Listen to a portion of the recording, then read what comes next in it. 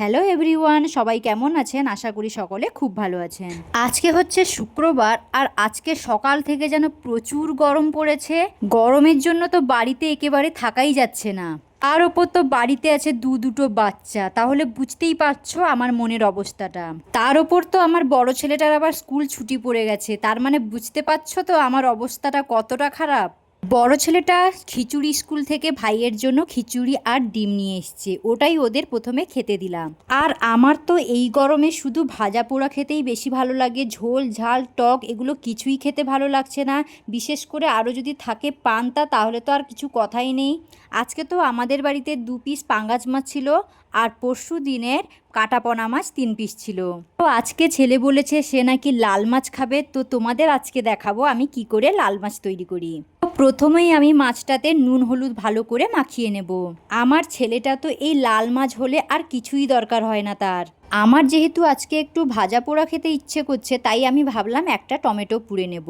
তারপর বাড়িতে দেখলাম একটা বেগুনও আছে, ভাবলাম সেটাও পুড়ে ফেলি। বেগুন পোড়া টমাটম পোড়া, গাইস আজকে তো পুরো খাওয়াটাই জমে যাবে। এবার গ্যাসে একটু বেগুনটা পুড়তে দিয়ে আমি যে টমেটোটা পুড়ে রেখেছিলাম, চলো ওটাকে একটু ছাড়িয়ে ফেলি। দেখেছো তো বন্ধুরা, টমেটোটা কি সুন্দরভাবে পুড়েছে, পুরো গলে মাখনের মতো হয়ে গেছে। তো এখন আমার টমেটোটা ছাড়ানো হয়ে গেছে, চলো ওইদিকে আমি যে বেগুনটা পুড়তে দিয়েছিলাম ওটা কি করে হলো দেখা যাক। এই তো এখন আমার বেগুন পোড়াটাও হয়ে গেছে, চলো ওদিকে ভাতটা হয়েছে নাকি সেটা দেখে। না, এখন আমার ভাতটা রান্না হয়নি, চলো বাদবাকি রান্নাগুলো সেরে ফেলি। এই তো এখন আমি চৌকো চৌকো করে যে আলুগুলো কেটে রেখেছিলাম, সেটা নুন আর একটু লঙ্কা গুঁড়ো দিয়ে ভালো করে ভেজে নেব। এখন আমার আলু ভাজাগুলো হয়ে গেছে, এবার আমি নামিয়ে নেব। এদিকে আমি যে পাঙ্গাস মাছের লাল ঝোল করব, সেটা করার জন্য আদা রসুনটা ভালো করে বেটে নিচ্ছি। এখন আমি লাল ঝোল করার জন্য সব যোগাড়যন্ত্র করে ফেলেছি। এখন আমি শুকনো কড়াইতে পেঁয়াজ দিয়ে ভালো করে ভেজে নেব। তারপর আদা রসুন লঙ্কা গুঁড়ো হলুদ গুঁড়ো দিয়ে আর টমেটো কুচি দিয়ে ভালো করে কষিয়ে নেব। এই তো এখন আমি মশলাগুলো ভালো করে কষিয়ে নিয়েছি, তারপরে মাছগুলো দিয়ে ভালো করে কষিয়ে নেব। এখন আমার লাল ঝোলটা তৈরি হয়ে গেছে।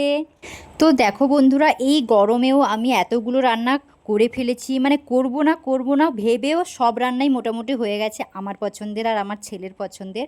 তারপরে ভেতরে এতটা পরিমাণে গরম লাগছে যে কি বলবো তোমাদের। আমি আবার পেছনে বেলগাছের তলায় এলাম, আমাদের বেলগাছে এখন নতুন পাতা গজিয়েছে, দেখে খুব ভালো লাগছে, পুজো দিতে খুব ভালো লাগবে। তারপর বিকেলবেলা একটু বাবার বাড়ির দিকে এসেছিলাম, এসে দেখি কি কালবৈশাখীর ঝড় শুরু হয়ে গেছে, তোমরা দেখেই বুঝতে পারছো কিভাবে হচ্ছে। তারপর আমরা তাড়াতাড়ি করে ছুটে ছুটে বাড়ির দিকে রওনা দিচ্ছিলাম, প্রচুর বাতাস হচ্ছিল, আমার চুল দেখেই তোমরা বুঝতে পারছো যে কি করে বাতাস হচ্ছিল।